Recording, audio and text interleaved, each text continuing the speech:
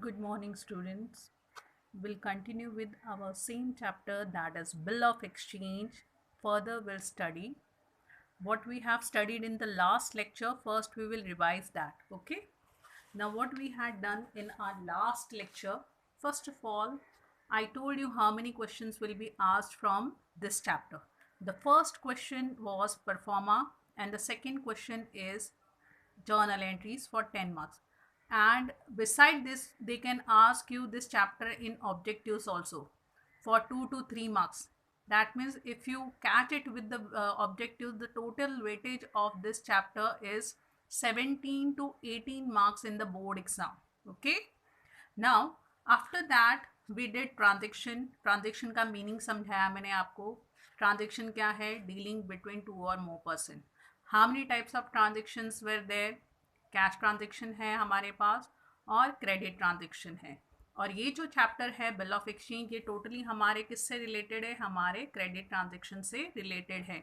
यानी कि जब भी हमारे बिजनेस में क्रेडिट ट्रांजेक्शन होगा, वहाँ पर उस ट्रांजेक्शन के लिए हमें क्या करना है? बिल ऑफ एक्सचेंज तैयार करना है, बिल ऑफ एक्सचेंज प्रिपेयर करना है. अगर हमारे बिजनेस में कैश ट्रांजेक्शन होता है तो हमें उसके लिए बिल ऑफ एक्सचेंज प्रिपेयर करने की ज़रूरत नहीं है. यहाँ तक क्लियर हुआ? फिर हमने डेफिनेशन सीखा था. आपको पता है डेफिनेशन क्या है? इट इज़ एन इंस्ट्रूमेंट और you can say document in writing, यानी कि लिखा हुआ होना चाहिए. कंटेनिंग अ अनकंडीशनल ऑर्डर, जो भी ऑर्डर ड्रॉवर ड्रॉई को दे रहा है उसमें कंडीशन नहीं होनी चाहिए. That order should be unconditional. Okay, यहाँ तक समझ में आया? और उसके ऊपर किसके सिग्नेचर होने चाहिए? मेकर. और मेकर कौन है? मेकर हमारा ड्रॉवर है. या आप दूसरे वर्ड्स में बोल सकते हो, maker is the seller, the person who has sold goods on credit. That person will make bill of exchange. Why he will prepare bill of exchange? क्योंकि उसके पास ये इकलौता प्रूफ है कि उसने क्रेडिट में, उधार में गुड्स बेचे हैं. यहाँ तक क्लियर हुआ था? फिर हमने फीचर्स सीखे थे. Features of bill of exchange. पहला फीचर क्या था मैंने जो सिखाया? वो कैसे होना चाहिए? डॉक्यूमेंट कैसे होना चाहिए? It should be in writing. Second one, writing आपको समझ में आया, लिखा हुआ होना चाहिए. Then it should be properly stamp, उसके ऊपर स्टैम्प भी होनी चाहिए, उसके ऊपर तारीख भी होनी चाहिए. फिर उसमें एक ऑर्डर होना चाहिए. ऑर्डर में क्या लिखना हुआ होना चाहिए? That means the seller is requesting, he is telling the buyer to pay the money. यहाँ पर जो सेलर है वो बायर को ऑर्डर दे रहा है, रिक्वेस्ट कर रहा है कि आप 2 महीने बाद, 3 महीने बाद हमको पैसे पे कर दो. और वो ऑर्डर कैसे होना चाहिए? अनकंडीशनल होना चाहिए. ओके. एंड सिक्स्थ फीचर क्या पढ़ा था हमने? Amount must be payable either to a certain person or his order. इसका मतलब भी मैंने समझाया था. इसका मतलब है कि अमाउंट किसको देना है? whom the drawer is supposed to pay the money? one to himself, यानी कि ड्रॉवर को ही पे करना है, या ड्रॉई के पास दूसरा ऑप्शन है कि ड्रॉवर जिसको भी बोलेगा ड्रॉई उसको पेमेंट कर सकता है. और लास्ट पॉइंट था, उसके ऊपर किसके सिग्नेचर होने चाहिए? मेकर. और मैंने लास्ट लेक्चर में समझाया था मेकर कौन है? मेकर हमारा ड्रॉवर है. सिंपल वर्ड्स में मेकर हमारा सेलर है. Then we did 3 parties of bill of exchange, drawer, drawee और पेई. ड्रॉवर मैंने आपको समझाया था कौन है? हमारा सेलर है और वो इंसान है जिसने उधार में गुड्स बेचे. ड्रॉई is the person who has purchase goods on credit. That person is known as drawee. And who is pay? Pay is the third person whom the drawer has to pay. जिसको drawer ने payment करना है, that one was the third person. इसके साथ में और क्या पढ़ा था हमने? इसके साथ में हमने परफॉर्मा, लेआउट पढ़ा था. किसका? बिल ऑफ एक्सचेंज का. दिखाई दे रहा है आपको? मैंने परफॉर्मा आपको समझाया था. सबसे पहले आपको क्या करना है? You are suppose to prepare a rectangle box. Okay. उसके लेफ्ट हैंड साइड में पहले आप स्टैम्प बनाओगे, एक छोटा सा बॉक्स बनाना है, उसमें आपको लिखना है स्टैम्प, और उसी के नीचे एक और बॉक्स बनेगा, वो है हमारा amount.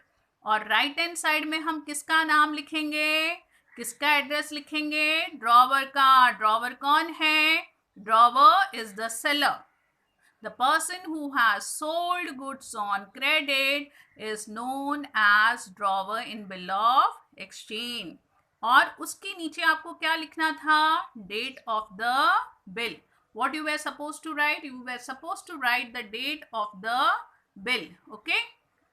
Then we will start with the contain matter of the bill of exchange.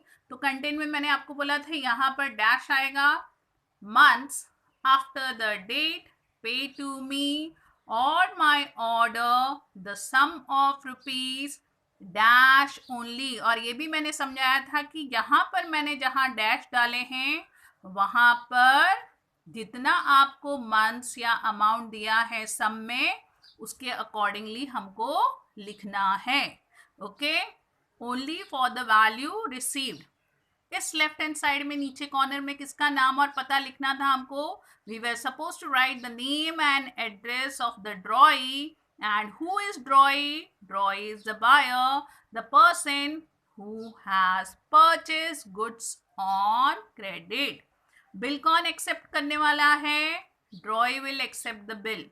और किसके सिग्नेचर होने चाहिए, मेकर के होने चाहिए। और यहाँ पर मेकर कौन है, हमारा ड्रॉवर है। होप सो आपको लेआउट समझ में आया होगा। तो आज हम परफॉर्मा के सम स्टार्ट करेंगे। Okay, the first question I will show you. See, question दिख रहा होगा। द क्वेश्चन क्या है, prepare a bill of exchange from the following information. कल भी मैंने समझाया था आपको फर्स्ट लेक्चर में, ये कितने मार्क्स के क्वेश्चन आते हैं, it comes for 5 marks, where they will ask you in the first question which is objective। जो आपका पहला क्वेश्चन होगा बोर्ड एग्जाम में ऑब्जेक्टिव, उसमें आपको ये 5 मार्क्स के लिए परफॉर्मा आता है। इट इज वेरी इजी, अगर आप ध्यान से देखोगे तो आप फटाफट सीख जाओगे। Okay, now will read the question first. What is written in the question. सबसे पहले यहाँ पर हमको ड्रॉवर का नाम दिया है, then they have given the name of drawee, then they have given amount, and then they have given period। period का मतलब कितना समय आपको दिया, and then they have given the date of bill। date of bill हम कुछ भी लिख सकते हैं, suppose it is 2nd October 2018। Okay, ये डेट ऑफ बिल अगर सपोज दी है। अब हम अपना परफॉर्मा प्रिपेयर करना स्टार्ट करेंगे। ये देखिए मैंने एक रेक्टेंगल बॉक्स पहले से ही बना के रखा हुआ है। आपके पास दो ऑप्शन है, either you can write bill of exchange या बिल ऑफ एक्सचेंज।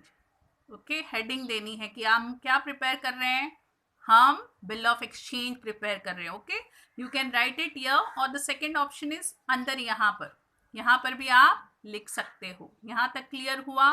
फिर मैंने लास्ट लेक्चर में क्या समझाया था, यहाँ पर हमको एक लेफ्ट हैंड साइड में बॉक्स बनाना है। We are supposed to prepare a box. What we are supposed to write? STAMP। उसका मतलब क्या है, स्टैम्प। और उसी के नीचे हम एक और रेक्टेंगल बॉक्स बनाएंगे, और इसमें क्या लिखा था मैंने, लेआउट में क्या लिखा था, अमाउंट लिखेंगे। और इस सम में हमारा अमाउंट कितना है, 16,000। इस बॉक्स में जब आप अमाउंट लिखोगे आपको फिगर में लिखनी है, नंबर्स में ये अमाउंट लिखनी है। ओके, यहाँ तक क्लियर हुआ। अब इस साइड में मैंने क्या समझाया था, name and address of the drawer. और क्वेश्चन में ड्रॉवर का एड्रेस और नाम क्या दिया है, शंकर, वडोदरा, गुजरात। तो हम यहाँ से ये नाम और एड्रेस उठाएंगे और राइट हैंड साइड के कॉर्नर में लिखेंगे। So I am writing, first I will write his name Shankar. Okay, उसके बाद में नीचे हम उसका एड्रेस लिखेंगे, वडोदरा, गुजरात। यहां तक क्लियर हुआ। हमारा स्टैम्प हो गया, अमाउंट हुआ, राइट हैंड कॉर्नर में हमारे ड्रॉवर का नाम और एड्रेस आना चाहिए। First we wrote his name, then we wrote his address, and then below you're supposed to write the date. Okay, और यहाँ पर डेट ऑफ द बिल आपको दिखाई दे रही होगी 2 अक्टूबर 2018, तो मैं वही तारीख यहाँ पर लिखूंगी 2 अक्टूबर 2018. ओके, यहाँ तक क्लियर हुआ. अब आगे हम अपना लेआउट कंटेन मैटर स्टार्ट करेंगे. अब यहाँ पर सबसे पहले हमको कितने महीने का सामने वाले ने समय दिया है बिल पे करने के लिए, how much time, how much period he has given, that we are suppose to write. और इस सब में कितना दिया है 3 months. ध्यान में रखना है जो भी आप मैटर में लिखोगे it should B return in words. यहाँ पर अगर आप फिगर्स में लिखते हो in the board exam they will cut your marks. Okay, तो मैं स्टार्ट कर रही हूँ लिखना 3 months after a date pay to me or my order the sum of rupees. Now how much rupees is given, amount दिखाई दे रहा है आपको, कितना दिया है ₹16,000. तो हम यहाँ पर कितना अमाउंट लिखेंगे ₹16. ये भी वर्ड्स में होना चाहिए, don't write in figure, numbers में मत लिखना, मार्क्स कट होते हैं. Even the month should be in words, और यहाँ पर अमाउंट भी वर्ड्स में होनी चाहिए. अगर आप इसको फिगर्स में लिखोगे मार्क्स बोर्ड में कट होते हैं. Don't give the examiner chance to cut your marks. Okay, clear है. तो 16,000 only for the value received. ये है हमारा कंटेन, या आप बोल सकते हो matter of bill of exchange. इसमें हमने क्या लिखा है, हमने ड्रॉई को ऑर्डर दिया है. लिख कर क्या ऑर्डर दिया है कि 3 महीने बाद आप मुझे या जिसको मैं बोलूं उसको 16,000 रुपये आप पे कर दो. That is written in this 3-4 lines which I have written. 3 months after the date pay to me or my order the sum of ₹16,000 only for the value received. यहाँ तक क्लियर हुआ. फिर यहाँ पर अब नीचे हम क्या लिखेंगे, आपको बोला था मैंने कॉर्नर में, नीचे के कॉर्नर में लेफ्ट हैंड साइड में क्या लिखना है, फिर से नाम और पता. अब इस बार किसका नाम और पता आएगा, ड्रॉई का. और ड्रॉई का नाम क्या दिया है हमारे क्वेश्चन में, ड्रॉई का नाम दिया है विनायक, सोनवरपेट, पुणे. यही एड्रेस जो मुझे क्वेश्चन में दिया गया है वही नाम और पता मैं यहाँ नीचे लिखने वाली हूँ. कैसे लिखती हूँ वो आप ध्यान से देखो. आई will right your first his name Vinayak, उसके बाद में address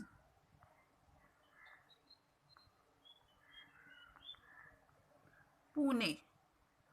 okay, now I told you that they also in between what we are supposed to write. यहाँ आप लिखोगे word accepted. Accepted का मतलब है मंजूर है, मैं एग्री कर रहा हूँ. Now who is accepting, कौन मंजूर कर रहा है, हमारा ड्रॉई. ड्रॉई कौन है, विनायक. और ये SD मैंने क्या कहा था, it is signature. तो what we are supposed to write here, हम यहाँ पर ड्रॉई का नाम लिखेंगे, और ड्रॉई का नाम क्या है, विनायक है. ड्रॉई का नाम क्या है, विनायक है.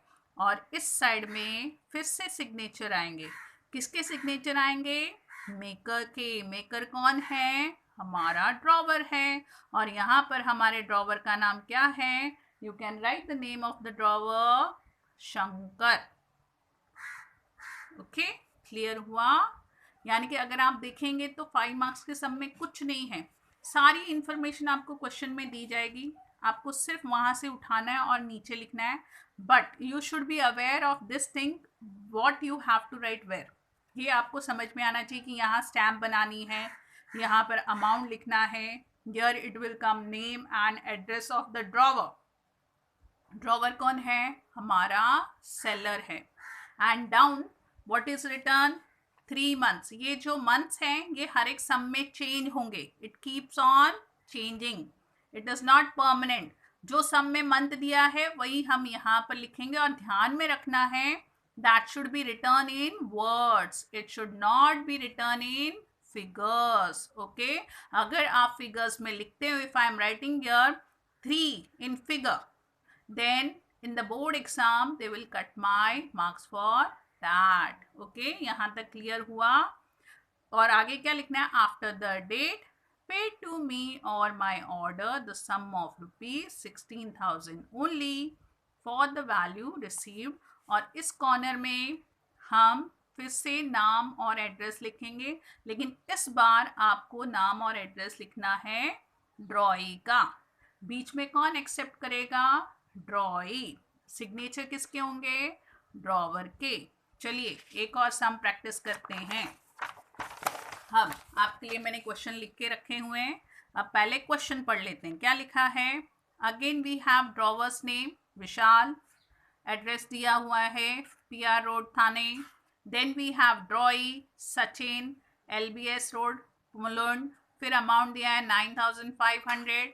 Then we have instead of months it is given days, 60 days. और जहां पर आपको डेज दिए हैं वहां पर हम डेज ही लिखेंगे.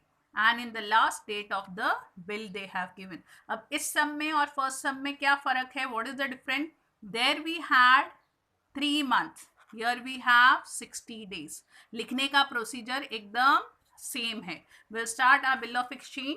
Will give the heading bill of exchange.